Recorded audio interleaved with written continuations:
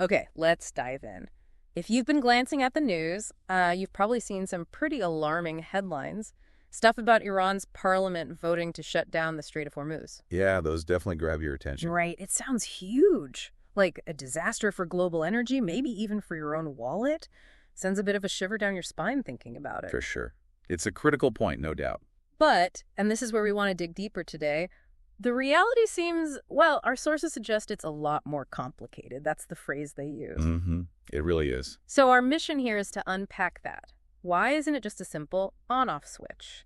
And how can this tiny bit of water still mess with the global economy and maybe even your investments, even if it doesn't fully close? Exactly. The subtle impacts are often the more interesting and maybe more relevant story. So let's get everyone on the same page. The Strait of Hormuz, where is it? What is it? Okay, so picture a map. It's that narrow channel of water between Iran to the north and Oman to the south. Connects the Persian Gulf to the open ocean. And when we say narrow, how narrow? It's about 39 kilometers wide overall, but the actual shipping lanes, the deep channels the big tankers use, at the tightest point, they're only about 3 kilometers wide each way. Wow, okay. That's tight. And the traffic. It's incredible. You're looking at nearly 20% of all the world's oil flowing through there daily. 20%? Yeah, and about a third of the world's liquefied natural gas, LNG. So think over 21 million barrels of crude and refined products every single day. That's hard to even visualize. Like, how many swimming pools is that? Huh. Someone calculated it, I think it's around 800 Olympic-sized pools daily. Insane. And where's it all going? That's key. About 84% of that oil and LNG, it heads east to Asia. Ah, so China, India. Exactly. China, India, Japan, South Korea are the really big buyers. Yeah. So if it did shut down completely, the immediate shockwave would hit Asia hardest and fastest. The global economic impact would be, well, yeah, pretty immense. Okay, but back to that Iranian vote. The headlines make it sound like a done deal is imminent. Right, and that's the first complication. The parliament voting is, a signal, a statement. But the actual authority to close the strait, that doesn't lie with the parliament. Oh, who calls the shots then? That decision rests with Iran's Supreme National Security Council. It's a much higher body, involves top military and political leaders. So the bar for actually taking that step is significantly higher than just a parliamentary vote. That makes sense. It's not just a political gesture then, it's a strategic, almost military-level decision. Precisely. And that leads to the next point, which often gets missed, the irony. Irony. How so? Iran itself needs the Strait of Hormuz open, desperately. Really? Even with sanctions, how much are they actually exporting? They're still managing to get about 1.7 million barrels of oil out per day. And guess where almost all of it goes? Let me guess. China. Bingo. Nearly 90% goes to China, their single most important customer. And every single one of those barrels sails right through the Strait of Hormuz. Huh. So if they shut it, they cut off their main economic lifeline. Seems self-defeating. It absolutely does. It would choke their own revenue. Is there any way around it for them? I heard something about a new terminal. Yeah, they've been working on a terminal at Jask, which is outside the strait on the Gulf of Oman. But its capacity is still tiny. How tiny? Well, in 2024, figures show it processed less than 70,000 barrels a day. Compare that to the 1.7 million they need to export. Yeah. It's just not a viable alternative right now. Not even close. Not even close. And it's not just oil exports. A lot of Iran's imports food, vital fuel, additives, other goods. They also come in through Hormuz. So closing it would hurt them coming and going. Okay, so Iran closing, it seems unlikely, given the self-harm.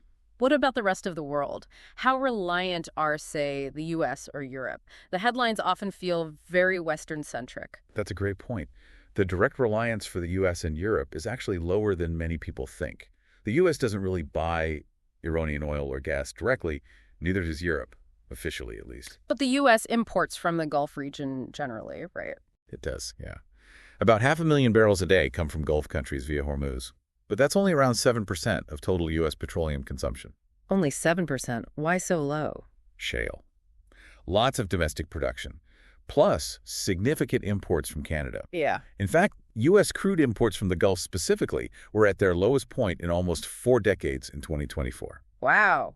Okay, so the direct hit to the U.S. or Europe from a closure, while not zero, isn't maybe the catastrophe it's sometimes painted as. It would definitely cause global price spikes, no question.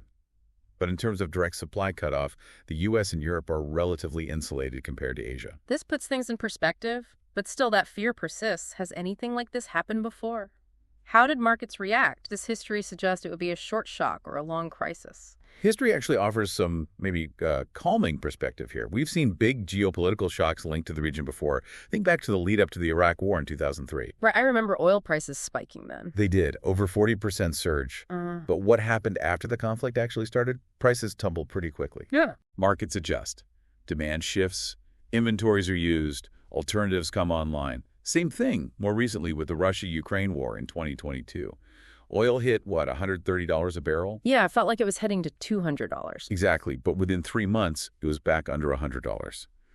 The system, globally, has ways of adapting, even if it's painful in the short term. And are there actual physical alternatives to Hormuz? Backup routes. Oh, absolutely. And they're significant. Saudi Arabia, for instance, has its east-west pipeline. It can pump about 5 million barrels per day directly to the Red Sea, completely bypassing Hormuz. 5 million, that's a huge chunk of the Hormuz volume. It is. And the UAE, they also have a pipeline that bypasses Hormuz, going to the port of Fujairah. That one can handle about 1.8 million barrels a day. So combined, that's nearly 7 million barrels a day that can be rerouted. Potentially, yes. These aren't small workarounds. They're major strategic assets designed precisely for this kind of contingency. Plus, think about strategic reserves. China, for example, holds over 1 billion barrels in reserve. Okay. And what about the military side? Couldn't Iran just say, mine the strait? They could try. Yeah. But you have to remember the U.S. Navy and its allies maintain a very strong presence in the region. There are Western mine-sweeping ships ready to go. Any attempt to mine or forcefully close the strait would almost certainly be seen as an act of war. Right. And the response would likely be swift and overwhelming. You'd expect so. A sustained, hard closure just seems incredibly improbable because of the massive international backlash on top of the self-inflicted economic damage to Iran. Okay, so the doomsday scenario, Hormuz slams shut, global economy collapses, probably not happening. That's reassuring. It is. But you said earlier there's another angle, a different kind of threat that is happening, this soft disruption. What's that about? Right. This is where it gets, I think, much more relevant to what's actually going on day to day. Forget the big closure event. Think about persistent, low-level friction. It's like death by 1,000 paper cuts instead of a single sword stroke. Okay. Give me some examples. What does this soft disruption look like? We're already seeing it.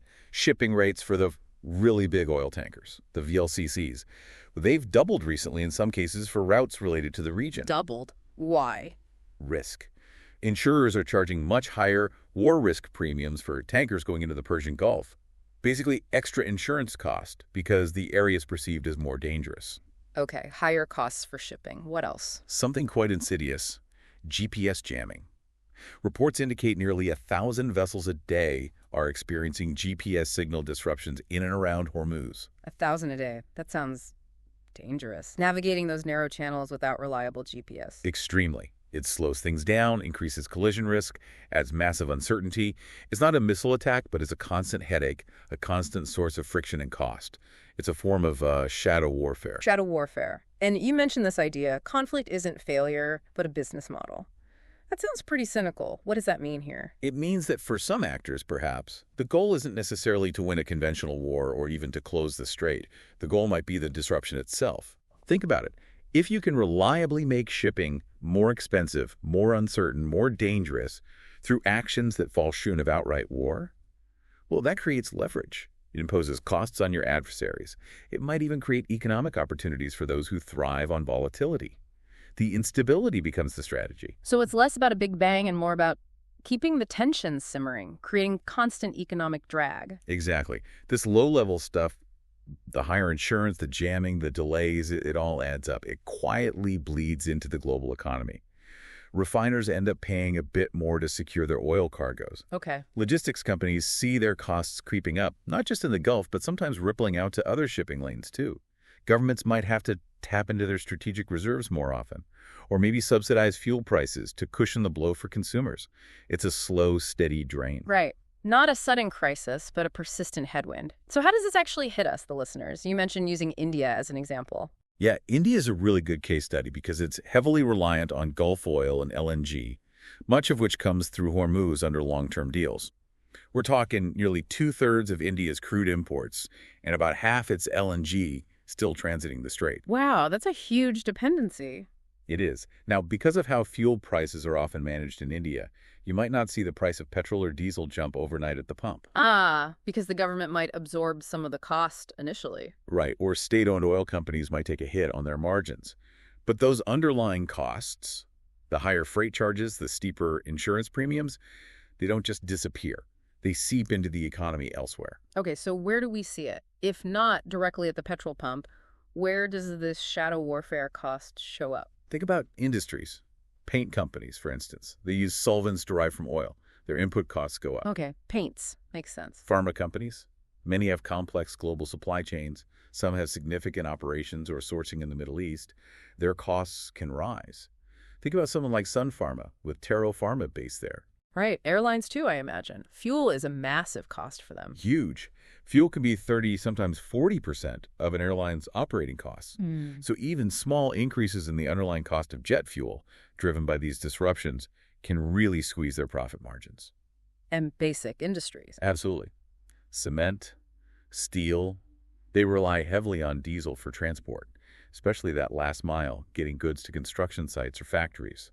Fertilizer production often uses natural gas as a feedstock. Yeah. Even the big consumer goods companies, the FMCGs like HUL or Dabur in India, their distribution costs go up when fuel and logistics get pricier. So that packet of biscuits or bottle of soap might eventually reflect that tiny increase in shipping insurance from halfway across the world. It really is a ripple effect, isn't it? Starting in that narrow strait and spreading out through so many different sectors. It's a perfect illustration of how interconnected everything is. Yeah. These aren't just abstract economic numbers. They translate into real costs for specific businesses. So if we're trying to track this as investors, or just stay informed, where should we be looking? You said it's not always about the big oil price number. Correct. The impact often shows up more subtly at first.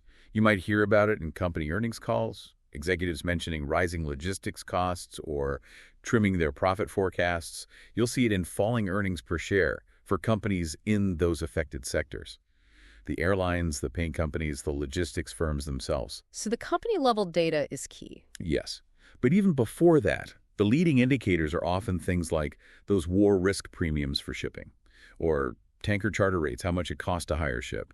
Watch for signs of port congestion or reports of lengthening delivery times. Those are often the first signals that this soft disruption is intensifying. And you mentioned logistics stocks reacting faster. Generally, yes. Yeah. On markets like India's Dalal Strait, for example, the stocks of shipping and logistics companies often price in this kind of disruption risk more quickly than, say, the big oil producers or refiners, because they're on the absolute front line of these rising costs and operational headaches. That makes sense. They feel the friction immediately. They do. So while the news might be blaring about oil prices potentially hitting some big number, the smarter money might be watching the cost of moving that oil and the companies doing the moving. So wrapping this all up, it seems the Strait of Hormuz is much more than just a channel for oil tankers. Absolutely. It's a symbol, Yeah. kind of fragile hinge for global trade. A fragile hinge, I like that, upon which global trade, inflation, maybe even our own investment portfolios quietly turn, even without the catastrophic snap of a full closure. Precisely. The real story isn't the closure that almost never happens. It's the constant low-level stress and cost that this vital choke point generates. Which leaves us with a final thought, maybe, this paradox. The strait is always under threat, always in the headlines for potential closure, yet somehow it keeps flowing. And maybe the most significant impact isn't the threat of it stopping, but the ongoing subtle cost of keeping it going under that cloud of uncertainty. It's a constant reminder of how interconnected, maybe how surprisingly resilient our global system is, but also how vulnerabilities in one tiny spot can ripple outwards in ways we don't always see. Well said. It shapes things quietly, in corners we often overlook.